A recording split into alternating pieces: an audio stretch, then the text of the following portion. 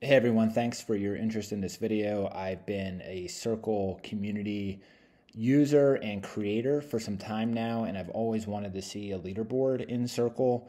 And although I've seen some solutions in the Circle community, I've never seen one that's truly fully automated. So I wanted to try to build something like that for my community here, which is a new community, but again, I've been in the Circle space for some time. So we're going to use a couple different tools. Airtable is going to be our database for the leaderboard, and then we're going to use Zapier to pull data from our users to make this leaderboard. So this is the Airtable base that I set up.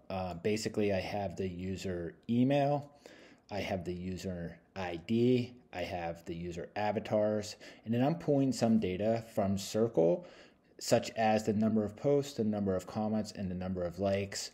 You could make your own scoring system if you would like. You could assign different weights potentially to these different types of actions in your community, depending on what's important for you. But for me, I just did post, comments, and likes, and then I score them all here for a total, and I'm sorting by the score. So how did I do this? I did this through Circle's Zapier integration. So I basically have two Zaps. You can make one and just clone it with a different trigger, I guess, for the second one. But the first one that I'll show you is when a new comment is posted in Circle. That's the trigger, and then we pull data from that user based upon their comment to update the Zap. So let's go ahead here. So we have this trigger Zap when a new comment is posted in Circle. This is my Circle community here. So you choose your community. If you have multiple communities, you have to pick the one that you want this to apply to. And then here's an important step for the space. If you were like scoring space specific, then you could choose a specific space. But if you just want anytime there's a comment in your community for this Zap to run, then you would just leave this space blank. Same goes with topics. So you could get really granular here if you want. Say you had some spaces that were really important and you want people to engage with them and they get more points for interacting with that space, then you could build all kinds of different workflows and score differently based upon the space. But for me, I kept it super simple. If they make a comment, we want to realize that they made a comment and give them a point for that comment. So what we're doing here is we're looking for comments. So let's go ahead and click continue. This just pulls some data. This finds a comment in our community. So we'll go ahead and click continue. So this is the next step.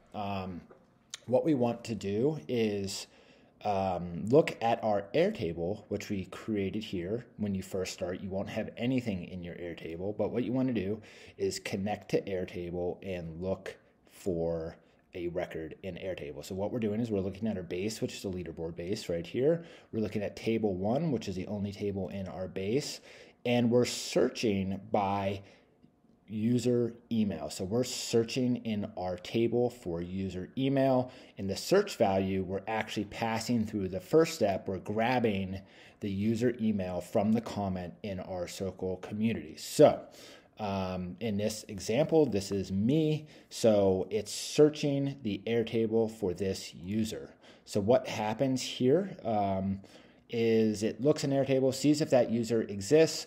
If it does exist, then this is where it branches. So basically two things could happen. If the user exists, then we'll just simply want to update that user with the new comment. But if they don't exist, we want to create a record in our Airtable base for that user. So let's go ahead and click continue.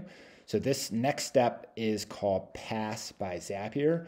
We're going to put in two pass here. So basically what I just said, we have two pass. So if no record exists, let's go ahead and open that. In this case, our path would have continued. The no record exists, and we want this filter to be, so basically this path is a filter, and what we want to do is we want to check to see if the ID does not exist. So if the ID does only continue here if the ID does not exist. So if there's no Airtable ID for that email that we just looked up, then it's going to go ahead and continue. And what's going to happen then in that case, it's actually going to create a record in our Airtable. So if the ID isn't there, if that user is a new user and they just made their first comment, it can't update that user because they don't exist, so it has to create a new record. So we're just going to go ahead and create a new record. We're going to use our leaderboard base, our table 1, and then we're going to map all the data. So it's easy as clicking into the field and pulling in the data from step 1. So we pull in our user email, the number of posts. So we actually have all of these attributes from Circle. And for our case, we're pulling in the member total comments count. So we're pulling in the total amount of comments here. We're pulling in the member total likes count. And then we're pulling in the user ID and the user avatar. The score is a calculated field in Airtable, so we don't need anything there. Once that's done, we can just go ahead and close it. Let's go back here to our second path. This would be if a user already exists. So let's just say the user's been in our community. They have a record in the Airtable here, and they make a new comment or a new post. This is what happens here. This happens to be for the new comments app. Again, you just duplicate this whole workflow for the new post trigger, and all you would have to change is the trigger to be new post in Circle instead of new comment in Circle. So this is if a record exists. Let's go ahead and look what this looks like. So if the ID exists, so if the ID in step 2 in Airtable exists, it found the user, what's going to happen here?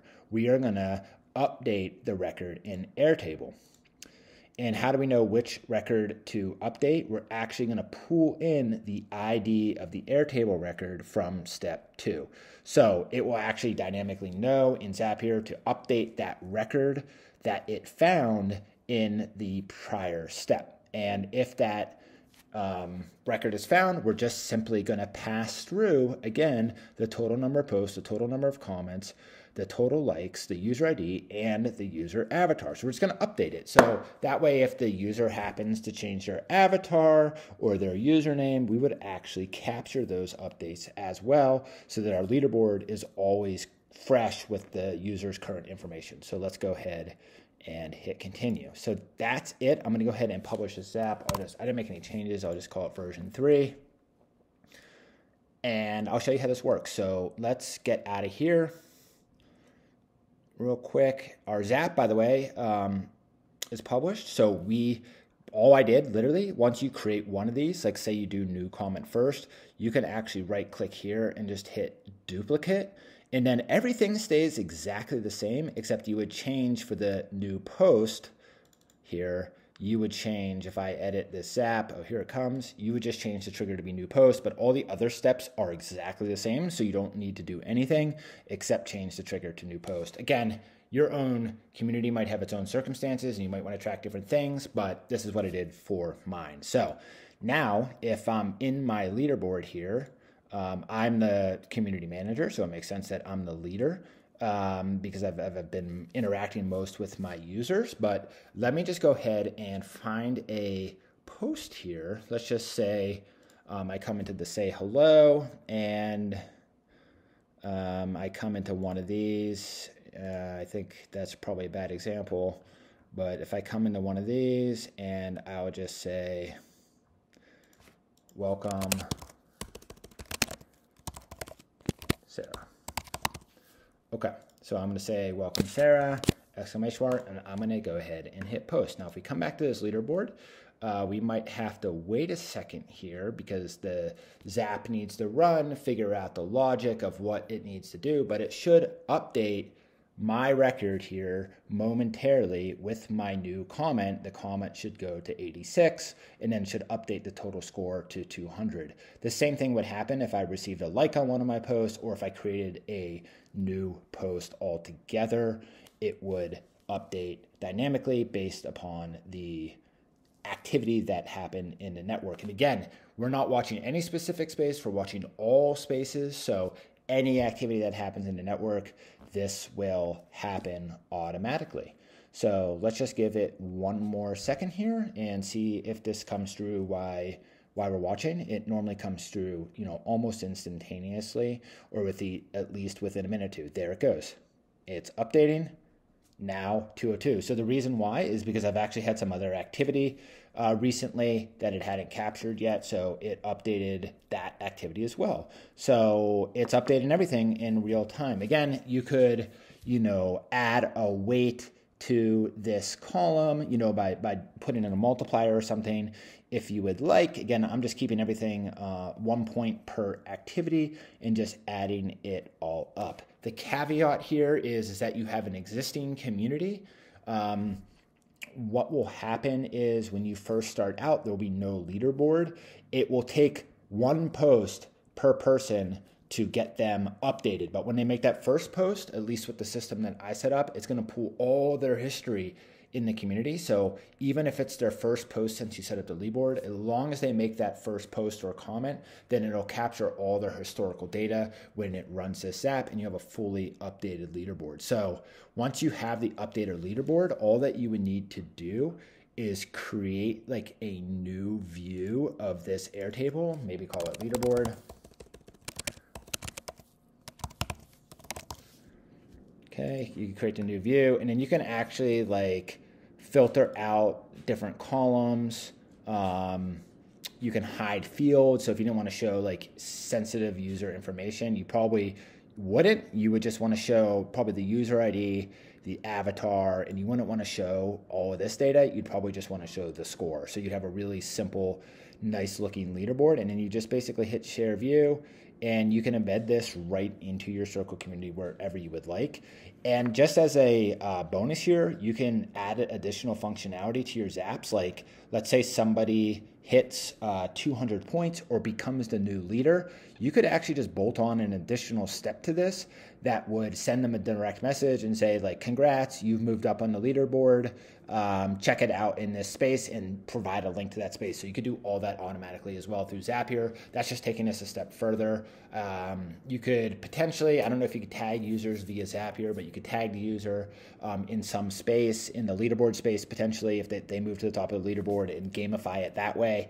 Yeah, that's it. I hope this was helpful. If you have any questions, just let me know.